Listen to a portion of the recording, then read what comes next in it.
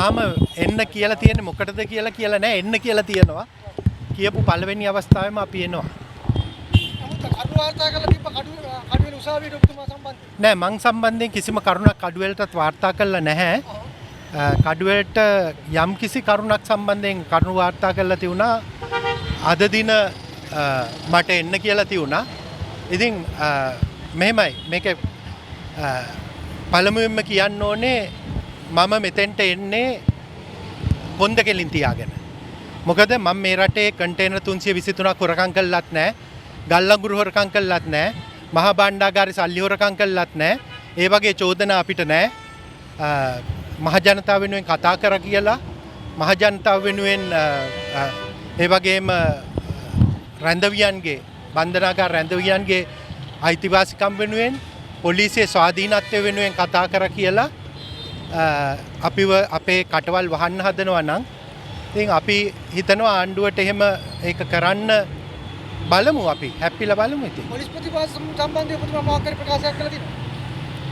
පොලිස්පතිතුමා සම්බන්ධයෙන් පුද්ගලිකව කිසිම දෙයක් කියලා නැහැ. ඔබතුමා හිතනවාද ඔබතුමාට අද එන්න පුළුවන් වෙයි කියලා ප්‍රකාශ කළා? අපි බලමු ඒක.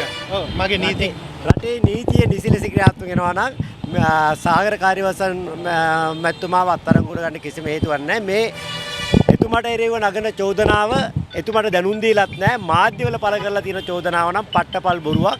එතුමා පොලිස්පතිවරයාට තර්ජනය කරලත් නැහැ, බැනවැදලත් නැහැ. ඒක පට්ටපල් බොරුවක්. විපක්ෂයේ කොන්ද කෙලින් තියන් වැරදි දෙයට වැරදි කියන 14ක් ඉන්නේ. ඒ 14 අතරින් එක්කෙනෙක් තමයි සාගර කාර්යවසම් මැතිතුමා.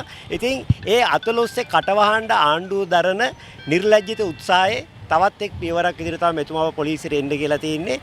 ඉතින් මේ වගේ විහිළු කරනවා වෙනුවට අර මෙතුමල් දිග ලැයිස්තුවක් කිව්වේ ඕවා නෙවෙයිද පොලිසිය හොයන්න ඕනි. අර බන්ධනාගාරේ තදබදේ ඇති වෙලා තියෙන පොලිසියේ අකාර්යක්ෂමතාවය නිසාලු. ඉතින් ඒ ප්‍රශ්න විසඳන්නේ නැතුව මේ නැති ප්‍රශ්න ඇති කරන්න හදනවා.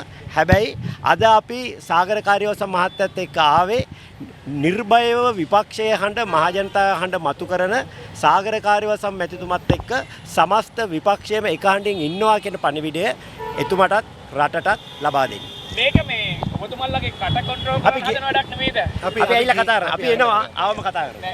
කට කන්ට්‍රෝල් කරන්න වෙන අපි ඇවිල්ලා කතා කරමු.